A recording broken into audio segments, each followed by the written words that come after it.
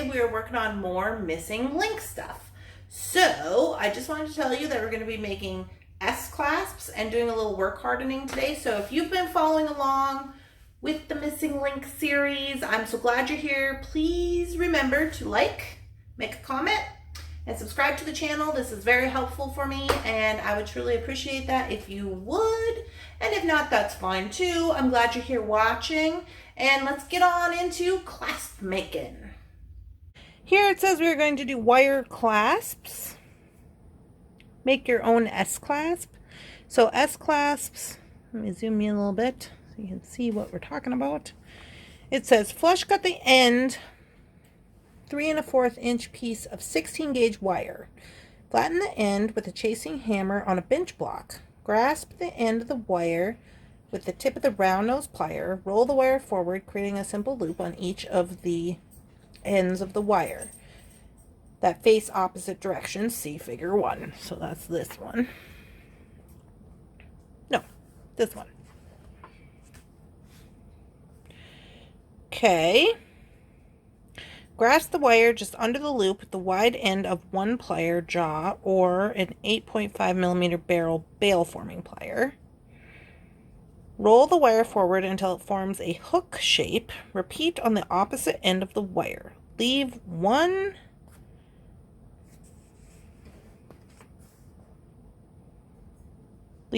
hook open slightly so that it can be hooked onto jump rings and or eye clasps. Flatten the curves of the clasps on both sides with the chasing hammer on the bench block. Okay, so we're going to do that. Looks like we got to gather some tools up. And then also we are going to talk about work hardening. Okay, so,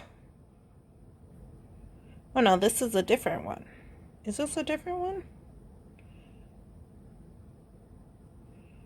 I think it's a different one.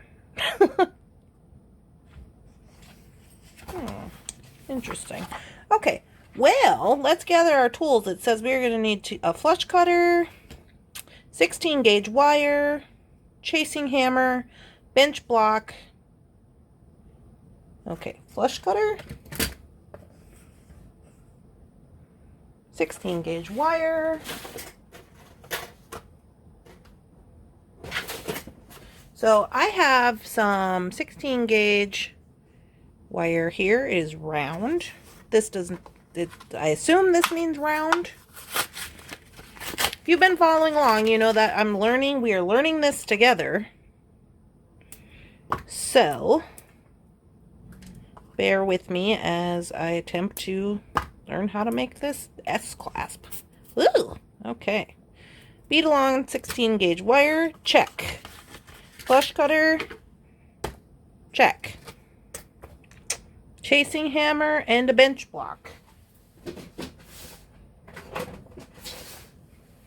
Chasing hammer,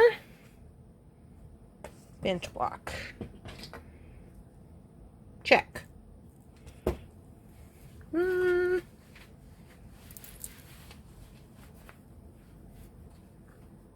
Round nose plier. 8.5 millimeter barrel of the bail forming plier. Is this, which one is this? Is this 8 point? I think this is too big. I think that's the bigger one. Let's be this one. Okay, check.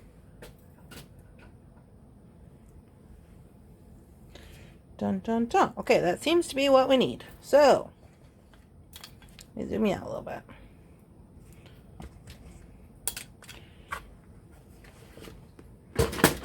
Get that up out of the way. Okay, so this is what they said we need for this. 16 gauge wire, bail making plier, flush cutter, chasing hammer, bench block, round nose hammer. Round nose plier.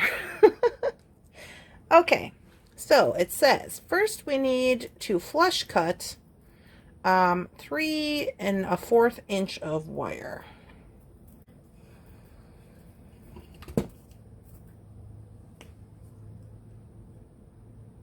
Okay.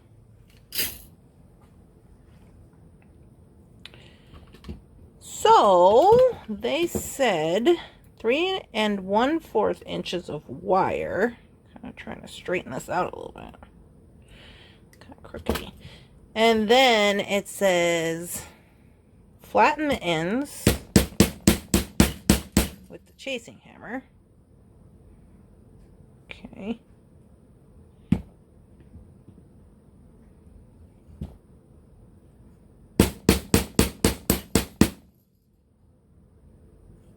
That's pretty good. Okay, then take the round nose and make a simple loop. Grab a hold of it, the tip of the wire, roll it forward to make simple loops on that are going opposite directions. Okay, forward. Oh, forward. Okay, forward. To make a simple loop.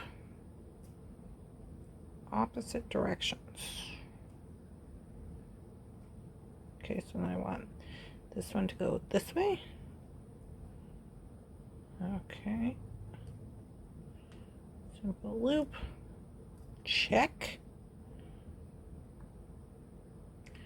Okay. 8.5mm bail of the bail forming plier. Bail forming. Okay, so that's the big one.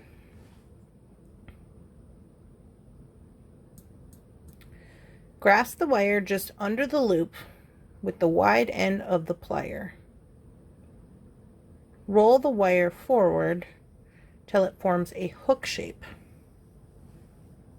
Okay, so I think in order to get that to work, we need the loop that's facing this way if we're going to roll it forward, right?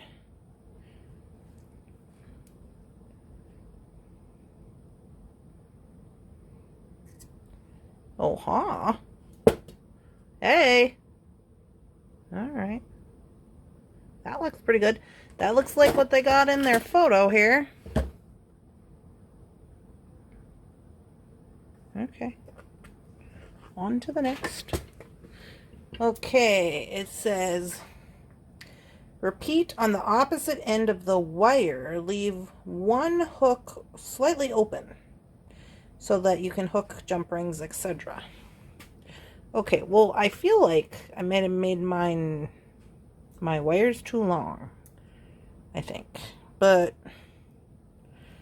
because if I fold this, it's going to be quite long, right? Let's just, well, we'll try it. That's not going to work. That's too much wire.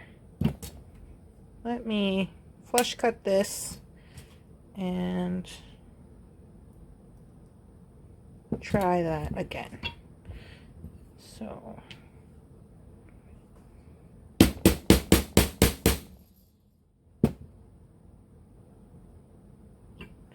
okay. So this one, before we bent it, was going this way, so this one has to go this way. I believe that is correct. I believe that to be correct.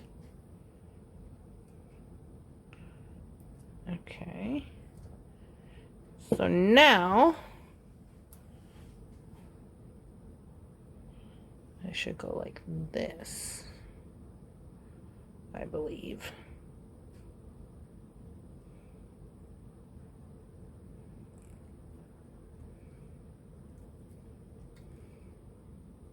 Hey.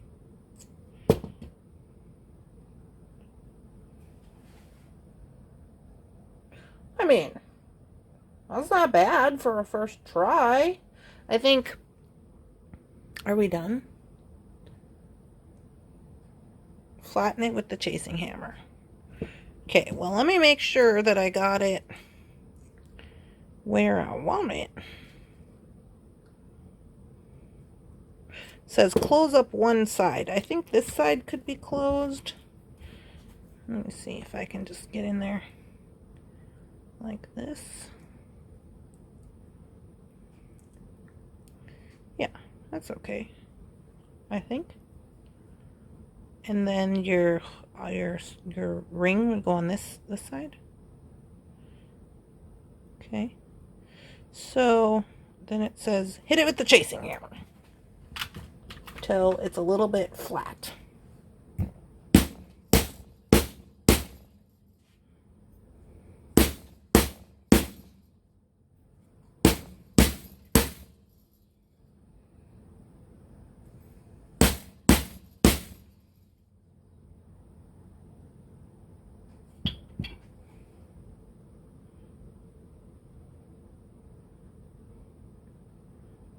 I think it turned out pretty dang good. I feel like I should maybe do a little more here on this little area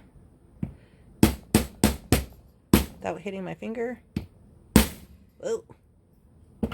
Just because that's the area that is going to be holding on to stuff. I mean, it's pretty sturdy.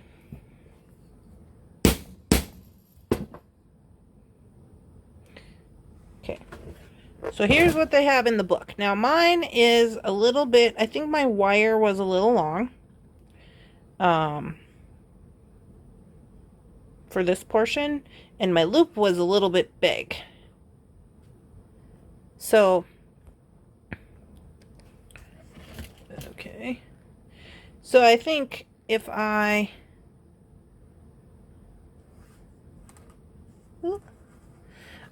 had made my loops a little smaller,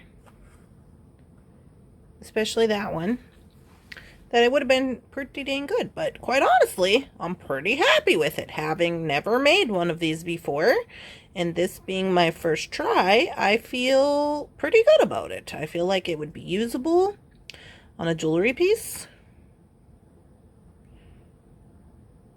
So, pretty good out of 10. Pretty good out of 10. So here is a, I would probably match this with a, this is a soldered, just a soldered ring. So if I was to actually use this today in a project, I would probably match it with a soldered ring just because they're a little sturdier. And then I would attach my beading on this side. And then this I would attach to the other side of my beading, so that the clasp could be like that. So, just like,